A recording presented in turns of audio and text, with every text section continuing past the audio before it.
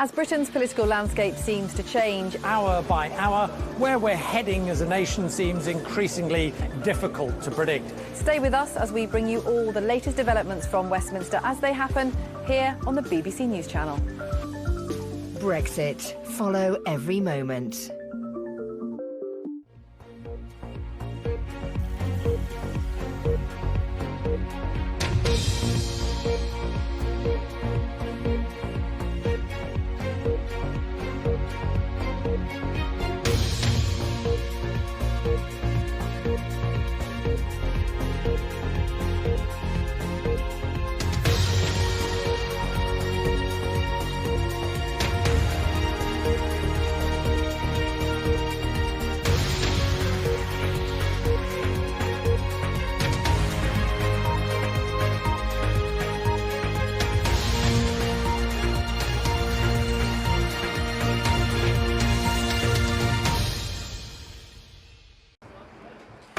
The Prime Minister's Brexit divorce plan is rejected by Parliament yet again on the very day that the United Kingdom was supposed to leave the European Union. The ayes to the right, 286. The noes to the left, 344. Theresa May lost by 58 votes. The defeat was narrower than last time, but it is yet another major setback for the Prime Minister and her Brexit promise to Britain. The implications of the House's decision are grave. The legal default now is that the United Kingdom is due to leave the European Union on the 12th of April, in just 14 days' time. That is not enough time to agree, legislate for and ratify a deal. There has to be an alternative found. And if the Prime Minister can't accept that, then she must go, not at an indeterminate date in the future, but now, so that we can decide the future of this country through a general election. Anger on the streets outside as thousands of pro-Brexit supporters descend on Westminster shouting betrayal. No escape from Brexit, instead confusion and frustration will have reaction from voters as everyone wonders, what now? As a person who voted to leave, very frustrated that my decision hasn't gone forward. I really don't know where Parliament's going to go. I don't know where the government's leading. I don't think there's been leadership from the government right from the start. So what is the way out of this? We'll be getting the view from Westminster, Brussels, Scotland and Northern Ireland. And coming up on Sports Day on BBC News, Premier League players and managers say they're prepared to walk off if there's racist abuse during a football match.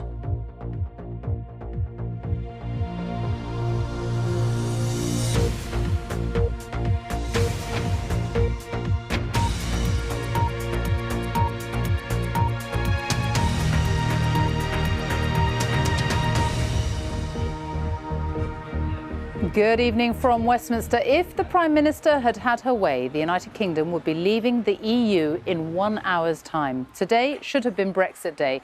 That's what Theresa May had promised. But instead, she had to watch on as MPs rejected her plans for a divorce deal with the EU once again. She told Parliament that this was their last chance to deliver the kind of Brexit people had voted for. But it wasn't enough. 286 MPs voted yes. 344 voted no. The Prime Minister lost by 58 votes. So now, April the 12th is our new Brexit Day. Either we leave with no deal or the Prime Minister asks Brussels for another extension, and it could be a long one. We may now have to take part in the European elections too, electing MEPs. Our political editor Laura Kuenssberg reports on today's vote. Really is such an iconic day. It is March the 29th. What do you want? Brexit! What do you want? Now! This is a great failure, but we are not leaving at 11 o'clock this evening. Crowds on the march to push Parliament to get on with it. It's a thoroughly bad idea and it deserves to be defeated today. On the day that we were due to leave, Shame on you! Shame on you! MPs asked the question, back a deal they hate or a delay. Protests brought frustration to Parliament. The Prime Minister brought the deal that would divorce us from the EU to the Commons for judgment again. The ayes to the right, 286.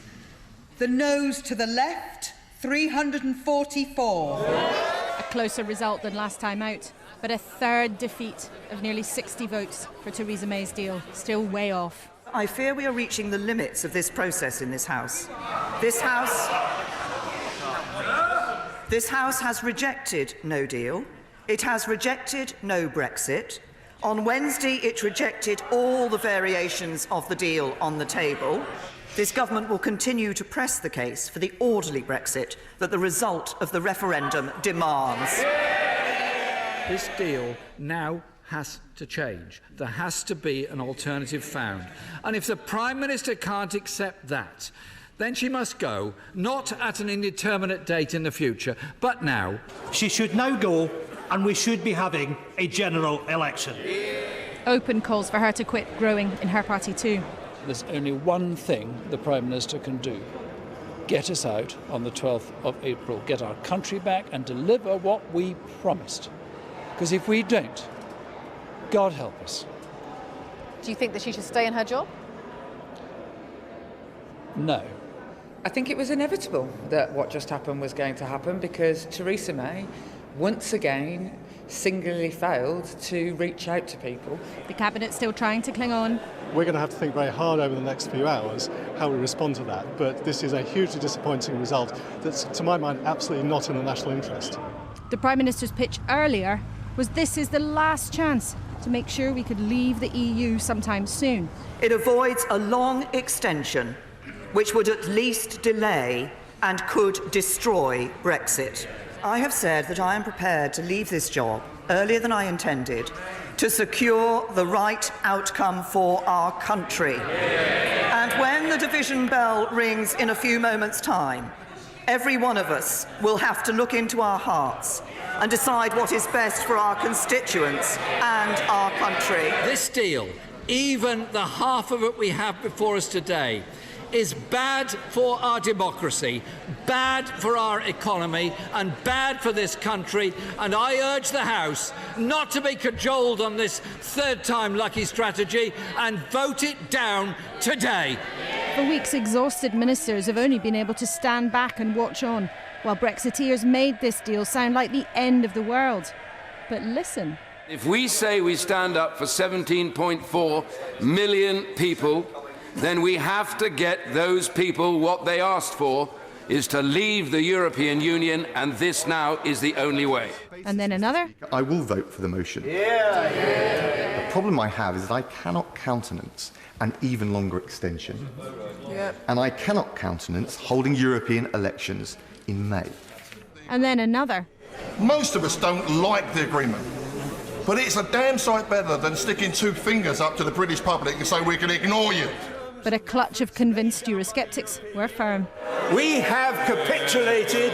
This is not compromise, Mr. Speaker. This has been capitulation.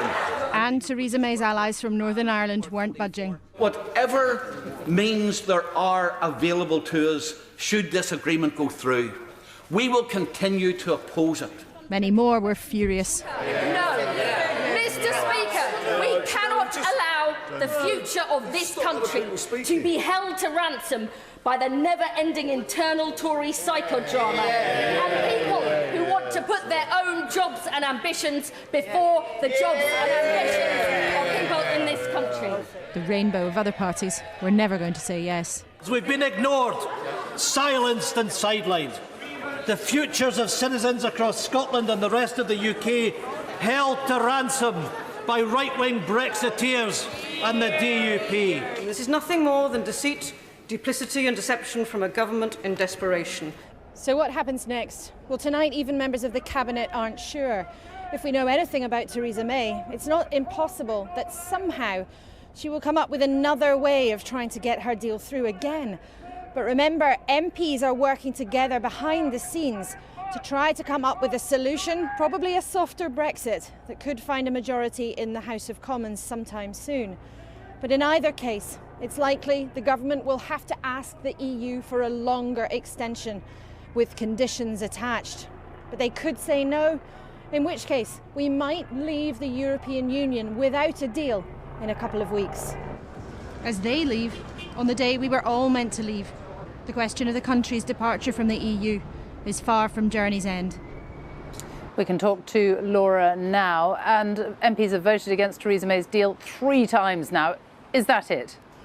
I think actually, Sophie, number 10 will, by hook or by crook, try to confect maybe or find another way of trying to push this deal through the nooks and crannies of Westminster, maybe outside the boundaries of what's normal. It's possible when Parliament takes control of this process, probably for a day on Wednesday next week, that the Prime Minister might put forward her deal as one of the options, one of those on a list of pick and mix that MPs will vote for, and go through ticking them off one by one, or giving a big cross to them. I think if we know anything about Theresa May, there is no chance whatsoever she's going to throw her hands up and say, OK, that's it, unless and until that moment is absolutely forced upon her. The reality, though, is that there are plenty of people in Parliament who are determined to try to find a different compromise, probably a closer relationship than the one with the EU that she has carefully tried to broker. And there are others in her own party who believe that that would just not be acceptable.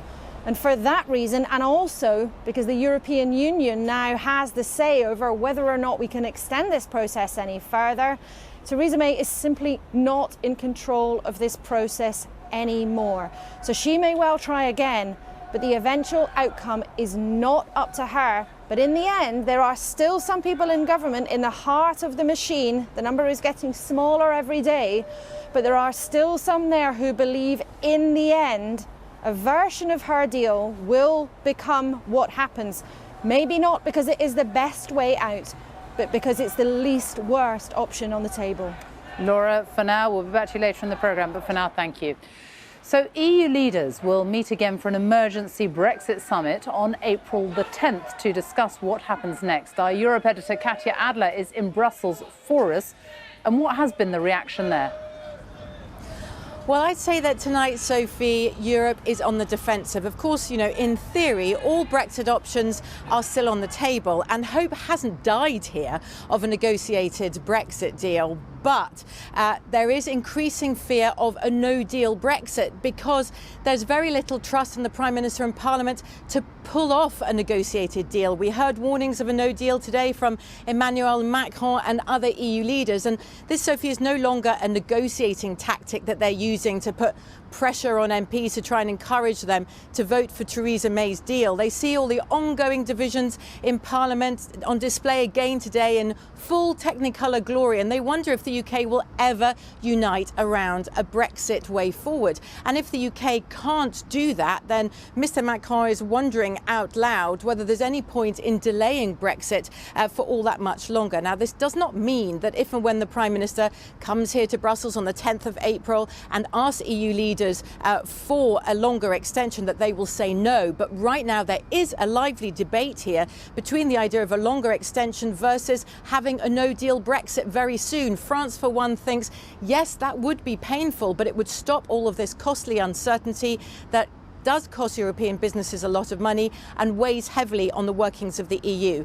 And all of this talk of a no-deal Brexit is making the EU also look very carefully at its own no-deal planning. And EU leaders are beginning to pile the pressure on Dublin. They want Ireland to finesse its no-deal planning for its border with Northern Ireland. So far, it's kept it rather vague for political reasons, but the EU wants to make sure that whatever happens with Brexit, its single market is protected.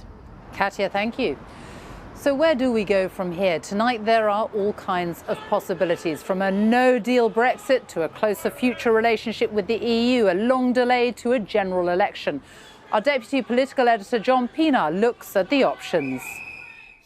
This may have been Theresa May's last chance, and she came up short. By 58 votes, MPs voted down the divorce deal she thrashed out with the EU. Plenty of battles still to come before Brexit's ever settled. But if Mrs May even hoped to regain any control, that hope probably died today. How? Tory Brexiteer resistance mostly crumbled. They feared losing Brexit altogether. Big hitters like Boris Johnson, Dominic Raab, even Jacob Rees-Mogg, who said till today he'd oppose the deal so long as the Democratic Unionists did. But the hardcore stayed firm. The DUP held out, fearing Northern Ireland could be treated differently to the rest of the UK for the sake of avoiding a hard EU border with Ireland. Jeremy Corbyn's Labour MPs split. 5 reconciled to Brexit backed the deal. Most helped sink it. So now, who's in charge? MPs and cross-party factions are working on their own plans for Brexit. Former Cabinet Minister Oliver Letwin is one of those organising a series of votes for next week, hoping most MPs can agree on one. The options? A Brexit closer to the EU than Mrs May's deal, maybe under the same customs rules, maybe under EU single market rules, so free movement of people could continue, or maybe both. That's been compared to the old European common market. A new referendum is an option, maybe tied to whatever Brexit deal is chosen in the end. And some MPs who oppose leaving with no deal and believe Parliament would never allow it, prefer revoking Brexit, calling it off for now or for good. MPs could still take control, ordering the government by law to adopt the plan MPs choose. So Mrs May's next move, assuming she's around long enough, doing nothing's not an option. There'll have to be a Brexit plan made law by a withdrawal agreement bill. MPs could try to force their own plans into that bill. A softer Brexit may well have most support. Could any PM order Tory MPs and ministers how to vote or try?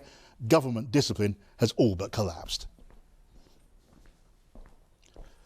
The next EU summit is set for a week on Wednesday. The EU offered to delay Brexit till May the 22nd if the Prime Minister managed to get the terms of divorce through Parliament. She's failed, so the deadline is set for April the 12th. That's to allow the UK to avoid the European elections.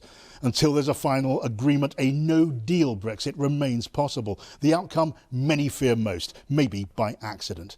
But the EU may offer a much longer delay. What if MPs demand a new referendum? You thought Brexit was close to being settled? Think again.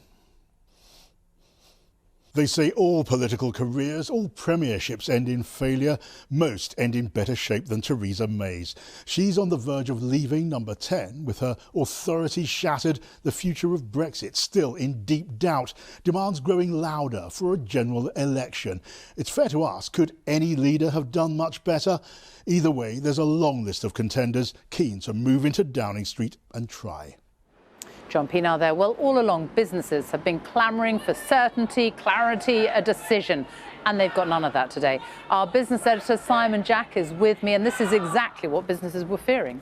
I think demoralised, devastated, sick and tired are some of the comments I've heard, that their quest for certainty of some kind has foundered on the parliamentary rocks yet again. Now, their biggest fear still is that we end up somehow with no deal. But I have to say, the financial markets still don't believe that is going to happen. We've seen the pound actually come back a little bit after having a wobble this afternoon. But there is going to be a delay. And although business doesn't like no deal, it doesn't like delay much less, because, you know, what are they going to do in the meantime? And you heard the SMMT, the motor trade body today, saying that the UK was becoming uninvestable.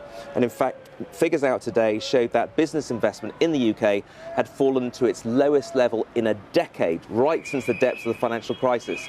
So along with the press releases they're getting sick and tired of releasing, it's actually really showing up in the investment decisions they're making. Simon Jack, thank you. Well, this, of course, was supposed to be Brexit Day. To mark it, large numbers of angry protesters descended on Westminster, including the March to Leave procession, which left Sunderland 2 weeks ago. Our special correspondent Lucy Manning has spent the day with people at the protests. Brexit! Now! Let's get out! Let's have Brexit! Freedom! Very, very sad. Very disappointed. Democracy! Democracy! The deal's rubbish. It's not leaving. I think it's an outrage. This is why I'm here. They wanted it, voted for it, won it, but didn't get it. Today was supposed to be Brexit Day. How do you sum up this day for you? How do you describe it? It's a total and utter betrayal of democracy. Whether or not you voted Remain or Leave, it is pathetic. We were supposed to be having a party tonight. Instead, we're having a wake. What our politicians are saying to us is, shut up and sit down. Some on this Leavers March had walked from Sunderland, determined to tell Westminster just how let down they felt. March the 29th was not supposed to look like this, not so much a celebration, but another demonstration. And amongst the Brexiteers, a real sense of anger. This should have been an amazing day for England, yeah? But you've ruined it. They've ruined it. When I voted and when they triggered Article 50, I thought today would be the day. Do you not think that actually the politicians who wanted to get out of Europe just should have accepted the deal and then you could have been celebrating today? But the deal is not leaving. The deal is worse than remaining for Leavers. Different groups of Leavers surrounded Parliament. The ever-present demonstrators, a joint UKIP and Tommy Robinson protest, and a larger Leave Means Leave rally. We are in enemy territory. There are hundreds of people just over the streets that have treated that referendum and those that voted it with total and utter contempt. Thousands filled Parliament Square. Demands of Brexit now rejected by MPs. Just a handful of Remainers watched on. I'm very glad that it's not Brexit Day, but I also think that it's a pity that things haven't progressed a little quicker. And you'd have thought that maybe by now that politicians could have sorted something out. We personally voted Remain, but we just want it finished with now, even that means leaving. Tonight the police stood protecting Downing Street as a small group protested outside. One tried to climb the gate. This was supposed to be Brexit Day. Who knows when it will come? Lucy Manning, BBC News, Westminster. Well, MPs returned to Parliament on Monday to try to find a way forward out of this mess. But how can it be solved? In a moment, we'll speak to our Ireland correspondent, Emma Vardy, who's in Belfast. But first, let's speak to our Scotland editor, Sarah Smith, in Glasgow. And what role could the SNP play in trying to find a way out?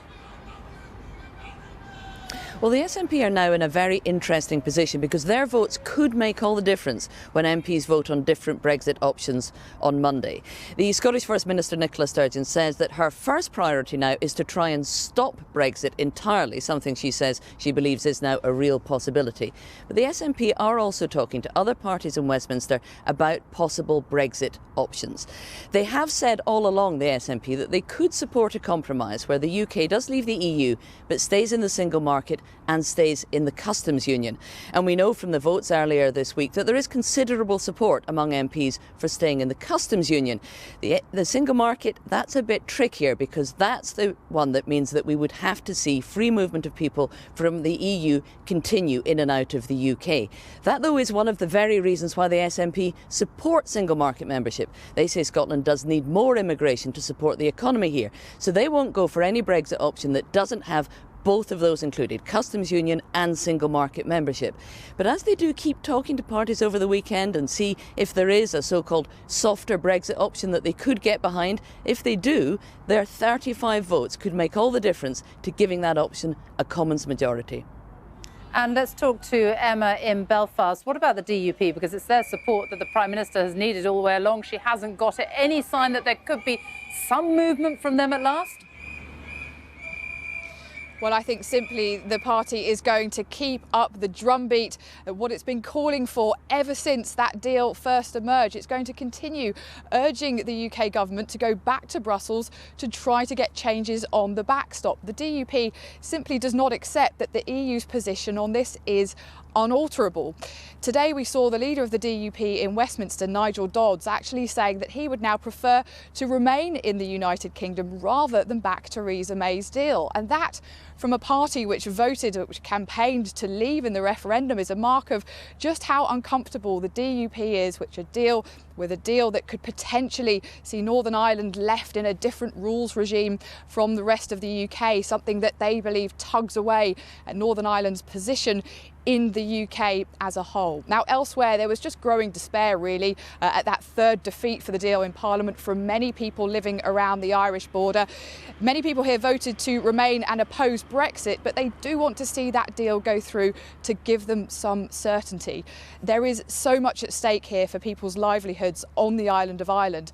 That is why we saw the Irish Prime Minister, Leo Varadkar, say today that he would now be open to giving the UK a long extension on Brexit if the UK was to reconsider its whole approach.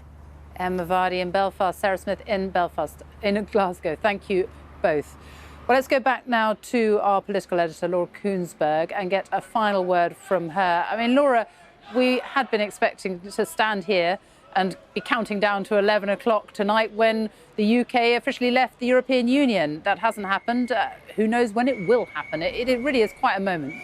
It is, Sophie, and of course for Theresa May it was the promise that she made to the public time and time and time again. We will leave the European Union on the 29th of March. That process that she triggered was something then that Parliament itself voted for, and of course at the general election not so long ago, in the long history of Britain's tangled relationships between the EU with the EU, both of the main parties committed to leaving, and then in Parliament a huge majority of MPs voted for this to happen. And at the very least, wherever blame lies, whoever made all of the different miscalculations, the fact is that Parliament has not been able to deliver to the country something that itself promised would happen. And the question marks about where next are profound. It's simply not possible tonight to predict where this might go next. And the divisions and the dilemmas tonight, years into this process now, are just as deep as they ever were. The different sides are just as entrenched as they have been all along. The Prime Minister might claim, and she's right to say, there was more support for her deal tonight than there has been for a long time. But we are so far from a resolution in any sense here, and so far for businesses, for families, for people watching us tonight, from able to being saying with any confidence exactly what the ending of this will be. Our political editor, Laura Kuenssberg, thank you. Well, that's all from Westminster for now. We'll be back later in the programme. But right now it's time to go to Rita with the rest of the day's news. Sophie, thank you. Police have used tear gas and rubber bullets on protesters in the Algerian capital Algiers. Around 1 million protesters took to the streets in the 6th consecutive Friday of protests against the government of President Abdelaziz Bouteflika. The army joined calls for the removal of the 82-year-old leader earlier this week. The independent group of MPs who defected from Labour and the Conservatives has applied to register as a political party. Calling themselves Change UK, the independent group, they say the move is to allow them to stand in European parliamentary elections in May if necessary. Shares in the department store chain Debenhams have risen significantly after it secured a multi-million-pound financial lifeline. The company, which is embroiled in a battle with its biggest shareholder, Mike Ashley, said it would now push ahead with restructuring plans. The Vote Leave campaign has withdrawn its appeal against the Electoral Commission over fines for breaking rules during the EU referendum.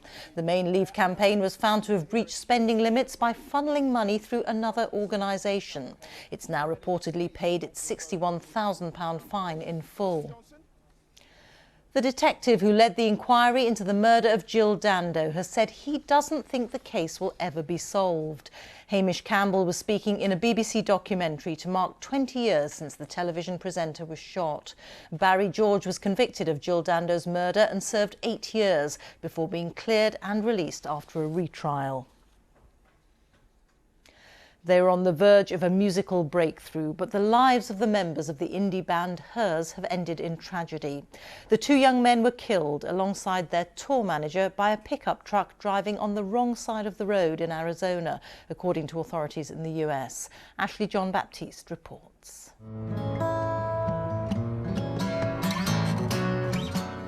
24-year-old Stephen from Cumbria and 25-year-old Alden from Norway met in Liverpool as students. As music duo Hers, they were living most bands' dream, touring the US, playing live music for fans. The duo, along with their tour manager Trevor Engelbretson, were killed in a car crash in the early hours of Wednesday morning. Officials in Arizona said a Nissan pickup truck was driving on the wrong side of the freeway before hitting the musicians' Ford van. Since the news of the crash, tributes have been flooding in. You could just see they were being themselves when they were on stage. They came alive. They were sweet, they were warm, they were infectious to be around. They were just the loveliest people. They really were truly talented. Having released their debut album, they were recently interviewed by BBC Music during a festival in Texas. We've been selling out shows on the East Coast so far, which is it's been a really good run so far. We're excited. Midway through a tour in North America, the band stood out as a promising talent whose potential was brutally cut short.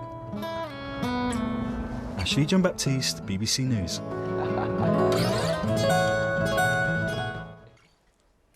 Let's go back now to our main story and back to Sophie in Westminster. Sophie. Rita, thank you. Well, there were angry scenes both inside and outside Parliament today, but what do people away from Westminster think about the uncertainties surrounding Brexit? The city of Leeds had one of the closest referendum results in the country, with just over 50% voting to remain and just under 50% voting to leave. Our correspondent Sarah Campbell has been getting reaction from voters and businesses in the city. The opportunity now is for us to embrace the certain legal right for an extension. We will be taking a huge leap into the unknown. Parliament's green benches are 200 miles from these greens in Leeds, but golfers here are well aware that what's said and done there matters here. March 29th, was that in your calendar as the day that we were going to leave the EU and now we're not? Absolutely, yeah. So how are you feeling today? Frustrated, as a person who voted to leave. Very frustrated that my decision hasn't gone forward. And do you think it will, ever? It's questionable now. Yeah. And Naveen, if I can interrupt. Hi. Nearly. How are you feeling today? You voted Remain. The vote has gone exactly what I expected. The government's in major issues here, turmoil.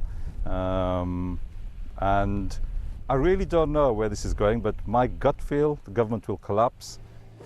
Opinions on today's vote are split among the members.